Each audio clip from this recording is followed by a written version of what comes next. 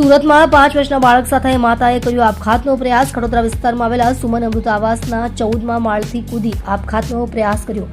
14મા માળથી નીચે પટકાતા બાળકનું ઘટના સ્થળે મોત, જ્યારે માતા ગંભીર હાલતમાં સિવિલ હોસ્પિટલ ખસેડાઈ. માતા અને પુત્રની ઓળખ થઈ નથી. સમગ્ર મામલે ખડોદરા પોલીસે વધુ તપાસ શરૂ કરી. આપ જોઈ રહ્યા છો ગુજરાતની સૌથી પહેલા ખબર આપતી સુરત એક્સપ્રેસ ન્યૂઝ ચેનલ.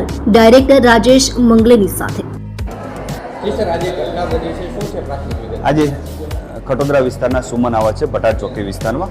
તે સવારે 10 વાગ્યાની આજુબાજુ પોલીસને કોલ આવી અને પોલીસ જગ્યા ઉપર વિઝિટ કરતા જાણવા મળેલું કે એક મહિલા છે જેને અત્યારે આઈડેન્ટિફાઈ થઈ શકી નથી. તે પોતે પોતાના બાળક સાથે 5 વર્ષના બાળક સાથે સુમન આવાસના 14મા માળાથી જમ્પ કરી દીધેલું જણાવી મળ્યું છે.